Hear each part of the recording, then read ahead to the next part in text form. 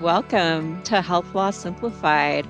I'm Elizabeth Lippincott. I'm the founding member of Strategic Health Law, and I'm here with my colleague, Sandy Durkin. Hi, Elizabeth. Hey, Sandy. Hi, everybody. Welcome back to Health Law Simplified, where we break down complex healthcare regulations into actionable insights for you.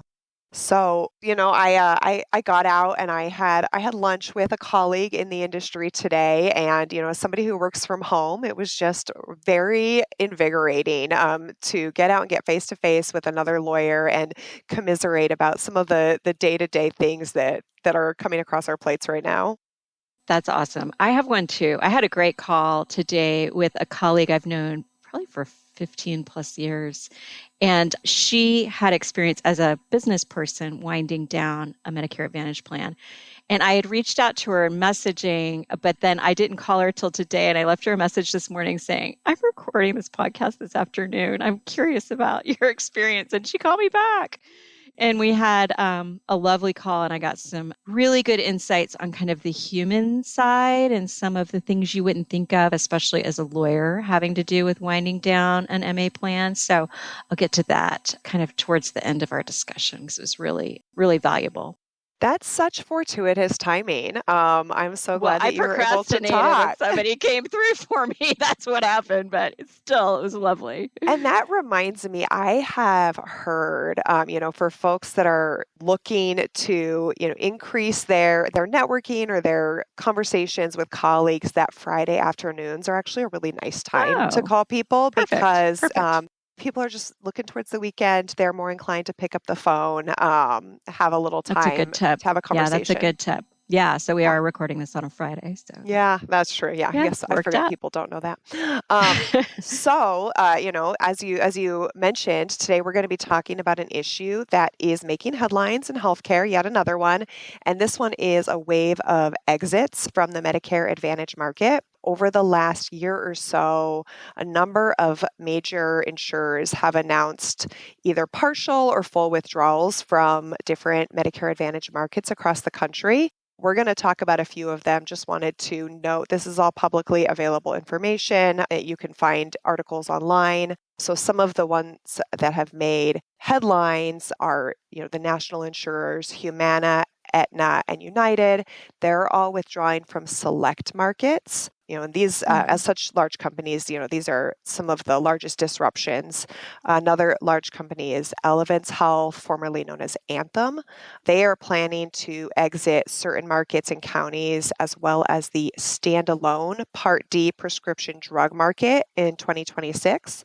And then Centene, also known as WellCare, shut down not its entire MA business, but its business in 6 states, including Massachusetts and New Mexico. And it's not just the national carriers that are reducing their footprint. There are a number of other more regional plans. Moda Health has discontinued all of its individual Medicare Advantage plans in Oregon. Premera Blue Cross and Blue Cross Blue Shield of Kansas City exited the market at the end of last year. Blue Cross Blue Shield of Arizona has decided to leave the standalone prescription drug market in Arizona. And UCare, which is a health insurer based in Minnesota, my understanding, a relatively large insurer in that state, is going to fully exit Medicare Advantage beginning next year. And that's going to affect a number of members across Minnesota and Western Wisconsin. So I just wanted to get your thoughts, Elizabeth. We've talked about all of the change in the industry, but do you have any insight into what is driving all of these departures from the market? Yeah, I do. First of all, this is an unprecedented wave in my experience of departures. There have been some, and I've definitely seen varying degrees of enthusiasm for new plans entering the market, but this does seem like a tipping point in terms of organizations either trimming some of their products in markets where things aren't going well for them business-wise. And that's an assumption, and based on the articles that I've read, that's not sharing any confidential information, but I think cost is one of the major drivers. We're seeing across lines of business in the health plan space really sharply rising medical costs that are hurting these plans in terms of their Medicare Advantage business being profitable, period. And then, if so, profitable enough to make it worth all of that operational energy and attention. Pressure on reimbursement rates, certainly, especially for the standalone Part D plan exits. But then also, this does affect the finances of Medicare Advantage prescription drug plans as a whole. The increased liability on the plans for drug costs in Part D coming out of the Inflation Reduction Act at the same time that drug costs across the board are going up. I think that has put financial pressure. And then just difficult enforcement environment might be driving some of this. Now, a lot of these decisions were made before the RADV audits, this latest round that we've discussed in some detail, but it is a scary enforcement environment. And we'll talk more about that. This doesn't mean these plans won't be subject to those audits, but it is a bit of a daunting environment to look out into the future and think, well, it's tough to make money at all. And then you're going to have these retrospective audits that might result in you being sent a huge bill for previous years where you thought you had closed the books. So, Medicare Advantage is still popular. It's still over 50% of the Medicare beneficiaries, source of coverage, but it's a challenging time for businesses in this market. So we're also seeing, and this has been happening for a few years now, a growing number of insurers that sort of short of exiting the market or, non-renewing certain contracts, they are electing not to pay broker commissions for new enrollments in certain plans. We've seen that with a number of, national and large regional plans. So that is a way they try to, in less profitable or not profitable plans, try to stem the growth of enrollments. It's certainly unpopular in the broker community, but that's what's going on there. They're like, we're going to try, I presume they're thinking we're going to try to turn the finances around in these plans. We want to hang on to them, but we don't want to see growth this year. So Yeah, I had heard that as well. And, that raises some questions in my mind as to, how are enrollees going to get the information that they need for decision making if brokers aren't being compensated for enrollment in certain plans. But, at the same time, we're certainly glad that there will still be those options available. It's interesting too, conceptually, because the premiums that CMS has set since, for 15 plus years, they set a cap on agent premiums, but there's no requirement that premiums be paid or that they be paid uniformly. And it's interesting because in all the controversy around broker compensation, the emphasis from the government was on we want objective information. We want agents and brokers to be making recommendations based on what's right for this member, what package is right for them, what plan. And so it's interesting if plans are using, eliminating commissions to steer people away from plans, if the government will ever have something to say about that. They haven't so far, but it's a question because clearly they're trying to use in the reverse financial disincentives to steer people away from certain plans. So we shall see. Yeah, that is very interesting. Another bit of news I saw that's related to this, this shift away from Medicare Advantage is that a number of health systems have stopped accepting MA plans altogether and, citing concerns about prior authorization denial rates and slow payments from insurers. And I did see some reporting just this week suggesting that higher numbers of Medicare Advantage patients doesn't actually negatively impact a hospital system's bottom line, but certainly, the impression is out there and tides are turning away from Medicare Advantage after many years of, nothing but enthusiasm about the product. Yeah. Yeah. Definitely a tighter reimbursement environment than it was 6 years ago. So we, no surprise, have been getting a number of questions from plans and their partners about what to do in this environment. As you mentioned, we've helped stand up MA plans. We've seen plans leave the market. We've seen them come back again. So, this isn't the first time we've gotten questions Hmm. about what are the regulatory requirements for Yeah. non-renewal. But there are definitely, we're cognizant of the fact that, more people are going to be thinking about it right now. So we just wanted to talk about what are some of the things that companies should be thinking about when they're thinking about leaving Medicare Advantage. So what do you think, in terms of big picture issues that companies should be thinking about when, they first come to this question? Yeah, definitely.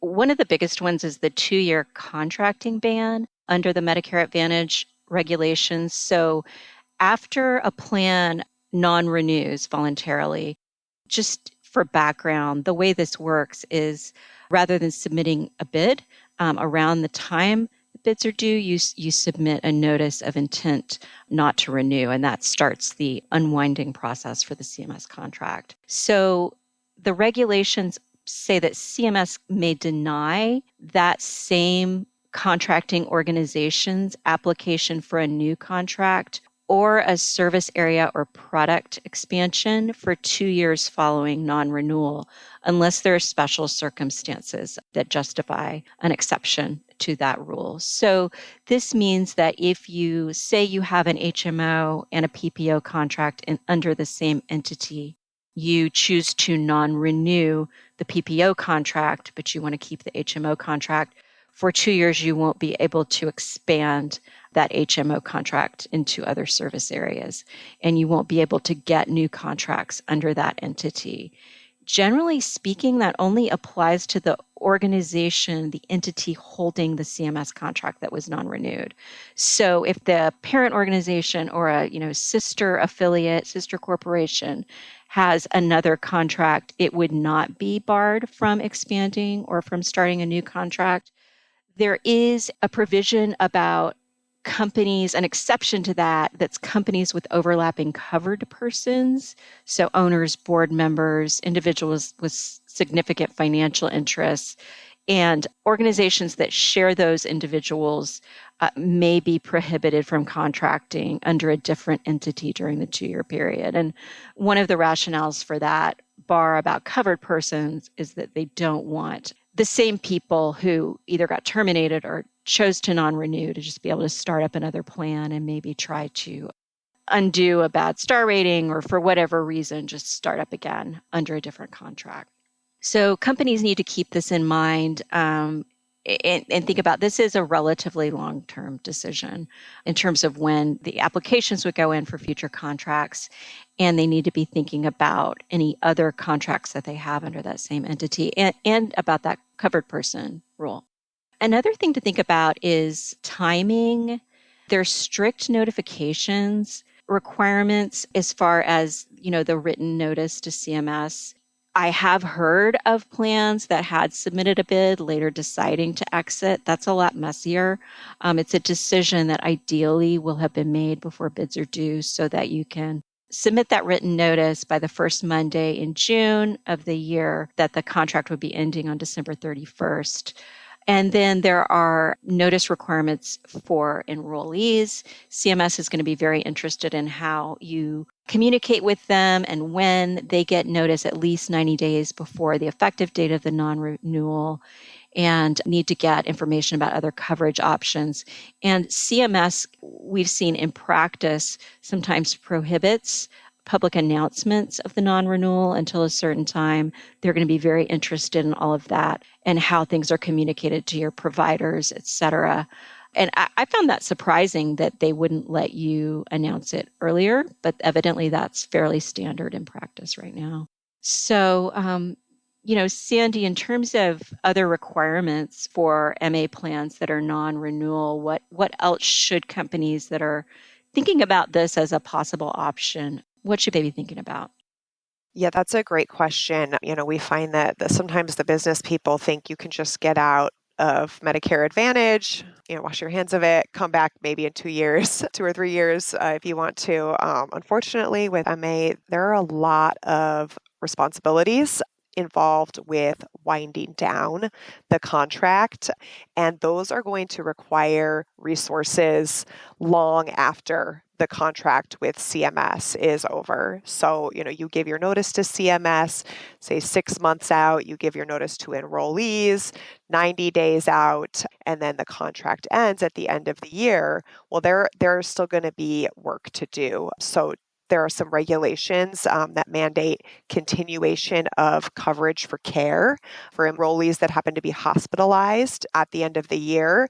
You can't just stop paying because the contract is over. And there are situations where the Medicare Advantage plan is going to need to cover certain costs for those members that are still in the hospital after the last day of the contract. You have to think about appeals. The MA plan is going to have to continue processing appeals for services that were provided before the contract ended. And if the plan decides the appeal, or if the appeal is decided in favor of the member, it doesn't matter that the contract is over. The plan is still going to need to go back and pay that claim or make provisions to provide the coverage. Another big one is records maintenance. There is a regulatory requirement that MA plans maintain all of their books and records and all of their documentation related to the operation of the MA plan for a full 10 years after the contract terminates. And this applies to documentation that may be in the possession of downstream vendors and contractors. So, we always make sure that that is in the contracts with those types of entities. But when you are actually in the situation of winding down a plan, you need to think about how you're going to operationalize that and make provisions for resources, whether they are inside the organization or whether you're going to contract with an outside vendor, and make sure that that data gets maintained. Yeah, and for all of your vendors too. Mm-hmm. Think about, are you going to rely on them to keep their records? Which you might with some, but if it was a vendor doing utilization management, you might not want to have to rely on them. And as we talk about this, if there is going to be a continuing trend of MA plans leaving the market, this is really a business opportunity for a vendor that wants to be sort of a one-stop shop for a seamless transition, because, they could say, here's our list of offerings. We do run out, we do customer service, we'll handle appeals and grievances after a certain date. As long as it's necessary, we'll support you in audits, which I know we're going to be talking about, and kind of be familiar with the requirements around that. I wonder if that's going to become kind of a depressing cottage industry, not for the plans that are just closing down one contract, or even plans that have other insurance lines of business. But if people are really wanting to wind down, they would benefit from having a trusted vendor that could handle that post non-renewal work. I would love to see that, in part because, we see so often that vendors who are very eager to work with MA organizations seem to not have any appreciation of this 10-year Sometimes, yeah, requirement, because it is so it's, much longer than the standard yeah, data retention policies that most companies have. So oftentimes, we'll ask a contracting partner about it and they'll say 10 years. I mean, we're going to right. have to come up with a special provision for that.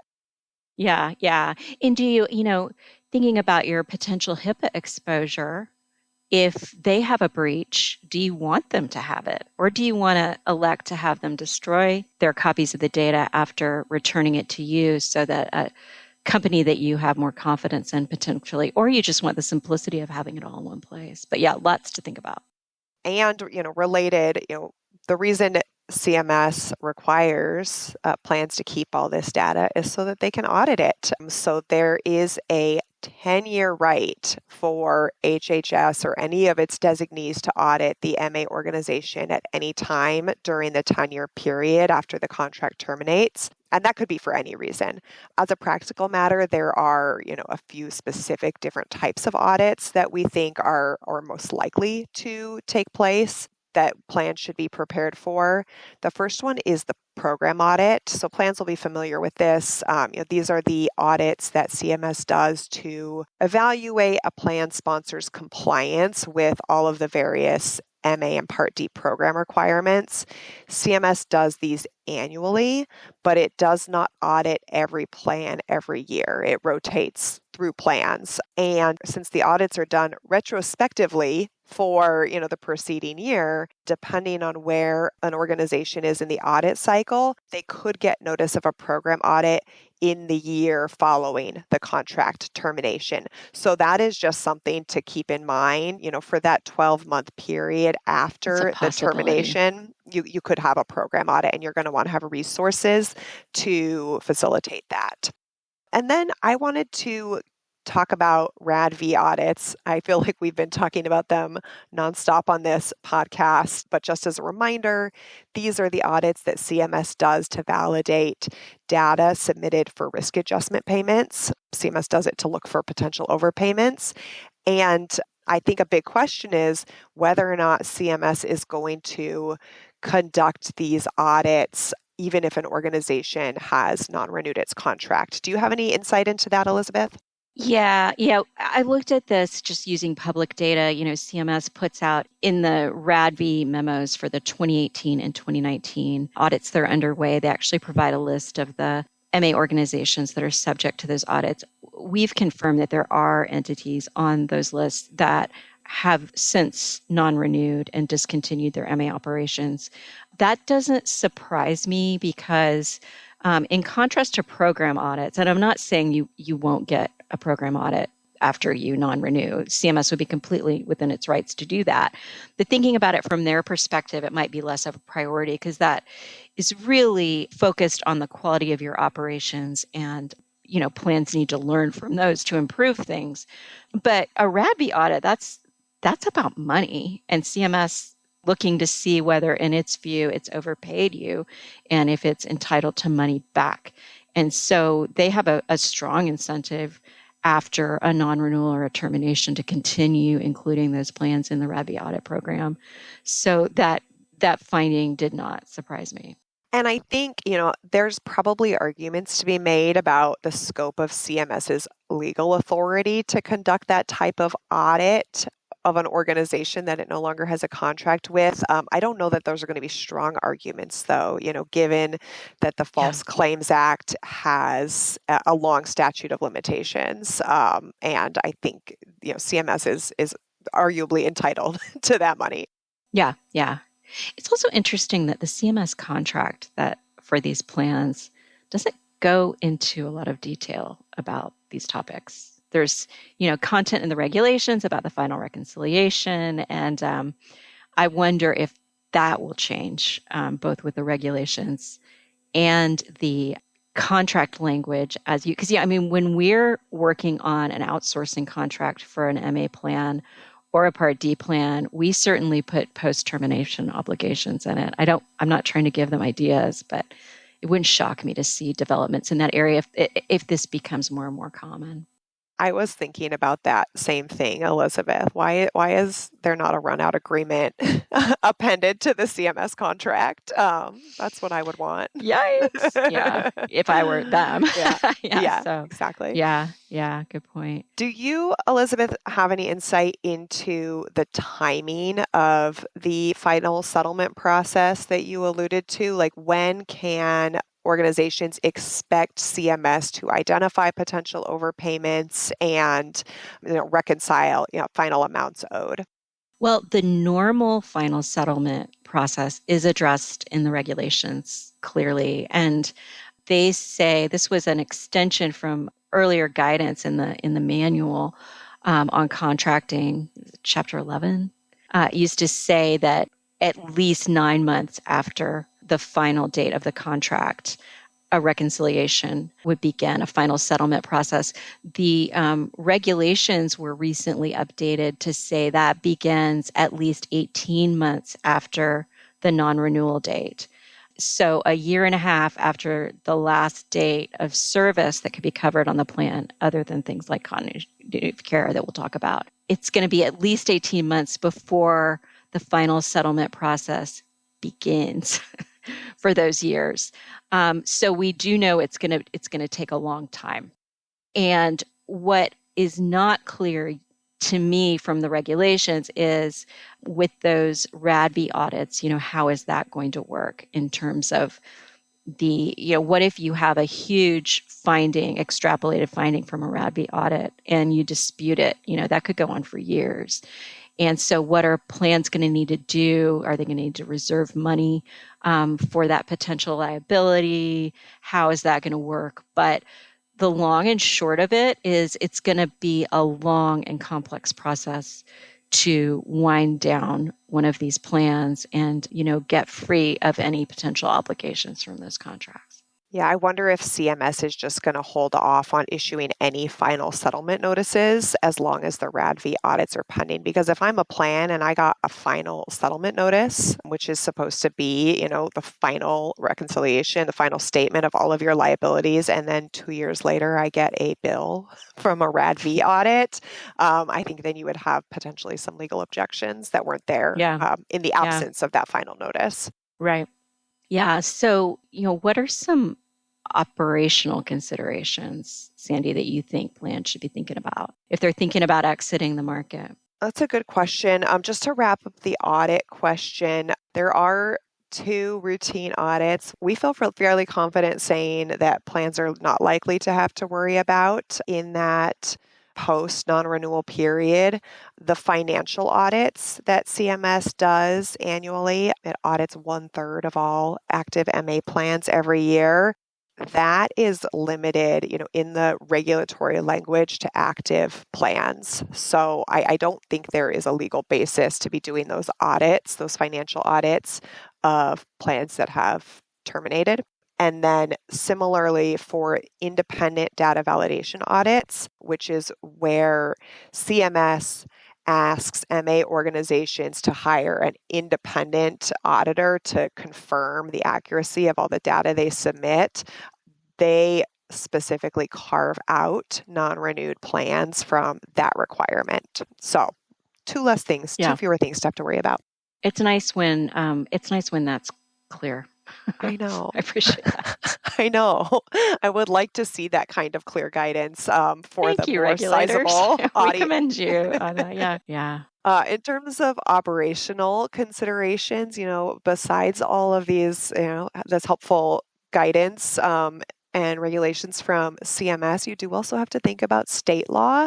So MA is, heavily regulated by federal law, but states do have jurisdiction over licensing and solvency, which could extend to winding down a domestic insurance company. So you are going to have to look at your state code and see if there are requirements about notice to the Department of Insurance or to the public if you're going to be closing down operations with the insurer. And then you also have your contractual obligations. So most provider and vendor contracts should be very clear that termination of the CMS contract is grounds for termination. That said, you've got to give your partners notice. And so you'll want to check your contracts to see what the timeframes for those notices are. And then that is a good time to look at whether or not you're going to need run out services from a particular provider or vendor. Hopefully you already have them in place in your contracts. If not, then you may need to get started on a run out agreement to make sure that you are getting things like records maintenance, claims handling, appeals handling taken care of for the time that it's needed post non-renewal. Yeah, it's a lot. It is a lot. And then that's not even counting potential liabilities. So we reference the False Claims Act. Medicare Advantage organizations have exposure under the False Claims Act and the Anti-Kickback Statute for, different payment arrangements or for overpayments. And those statutes have a really long statute of limitations, ranging from like 5 all the way up to 10 years. So if you have a pending lawsuit, that's not going to go away. And if you have the potential for a claim, the fact that the organization closes down doesn't mean that the Department of Justice or a whistleblower can't initiate litigation. So that is a potential source of exposure. Obviously, if operations are being sold, that's something that's going to come out in due diligence. But if you're just winding down, you're still going to need to think about, what resources are available, both to manage a potential litigation, produce documents that may be subpoenaed or requested, and how are any potential liabilities going to be handled. So with all Yeah. of that, it's a lot. Elizabeth, do you have any big picture takeaways for plans that are thinking about their options and maybe considering non-renewing? Yeah, definitely. I mean, of course, it's a very important business decision. One thing is to make sure that the people making that decision have all of this information so that they are looking at things through a realistic lens of knowing how challenging it is to wind down. Not that that's a reason not to do it, but they're just going in with a clear view to what it's going to entail. You really need to think about your CMS relationship. CMS it's a regulator and a customer. You might want to do business with them again in the future. You might have other contracts with other affiliates or then think about messaging this with CMS and preserving your organization's, if you want to, reputation with them as someone they'd want to do business with in the future because of course their decisions are highly regulated, but it does matter on a human level kind of what your brand is with them. So you want to be in close communication with your CMS account manager. You don't want to surprise them, let them know what's going on. You also need to be thinking about the cost of winding down and what internal and external resources you're going to need to satisfy your runout obligations to CMS. You also, and this is where that conversation, I asked if she wanted me to share her name. She didn't, but the individual I talked with earlier today had a lot of good insight. Like, this is important to your organization's reputation in the community. Medicare is very personal. You have a brand that you need to tread carefully to preserve, unless you're just going out of business and you never want to do insurance again. But often that's not the case in these situations. So you need to be thinking about your employees and the human impact of this, because once your employees learn that you are going to be non-renewing your MA plan, that of course likely impacts their job. They're probably going to be very emotional about that. Some of them are probably going to have parents and other loved ones on your plan that they cannot tell right away. So you need to manage that dynamic.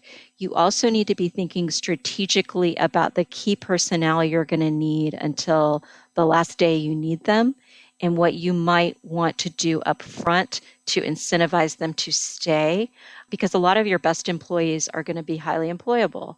And if someone's going to be vital to have for the full run out period and potentially beyond, you could think about offering them a bonus if they stay till that date. And think about kind of the vital functions. You're going to need a leader, a CEO. You're going to need compliance. You're going to need IT support, people to handle claims and appeals, marketing folks. And you'll need to think about kind of that employment impact and who you can phase out at what dates. Focus on the details as well. So, do you have a bunch of old paper files that you're going to need to retain? Do they have staples in them, that need to be removed before you scan them? Are you going to have a vendor do that? Are you going to have people do that? How are you going to get all of this done? And just keep in mind that you're going to be doing all of this with people who may be in a state of grief, and it's going to be hard. And then once the members, instead of an annual notice of change, they get a notice that the plan is discontinuing, preparing your customer service folks who, again, are in this difficult time in their own lives to handle those calls, and just think about all of the communication with your provider network, especially if you're maintaining other lines of business. How are you going to make this transition as smooth as possible for them? You need to look through all of your contracts, provider and vendor. Hopefully they all have, an automatic termination right if you're no longer in the line of business, but make sure of that and, make sure you're giving them all of the notice you're required to, if not more. And don't underestimate the number of detailed tasks, and to the extent that you can, get everyone who's going to have information that flows into those decisions, get them around a table and come up with a very comprehensive project plan as soon as possible after the decision is made so that things can go as smoothly as they can. Those are really valuable insights, Elizabeth. I'm just reminded, how personal like all aspects of healthcare are, and it really is a loss anytime, an organization that helps manage a person's care closes down. Yeah, it is very personal for a lot of people. And you also need to think, we're not going to get into all the details of this, but there will be decisions to be made about how long to keep entities intact. If all of the contracts, CMS contracts, are going away and they don't have other lines of business, you're probably going to need to do analysis about the, relative pros and cons of keeping those in existence with a reasonable amount of capitalization. Is that going to help protect the parent organization or other affiliates from liability arising under the CMS contracts? Again, we're not going to get into all that, but there's a lot to consider, and a fair amount of legal analysis that will need to go into these decisions, as well as business considerations as well. As always, there are no easy answers. Yeah, very true. Very true. Yeah, this is a complicated business to get into. It's complicated to operate, and it's complicated to exit.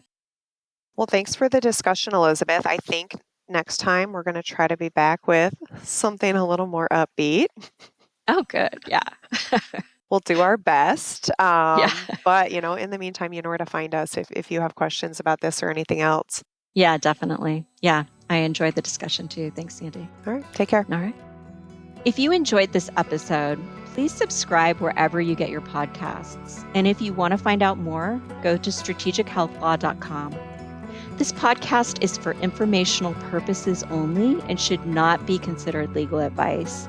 If you need legal advice on any topic we've covered, please consult an attorney with appropriate experience in health law.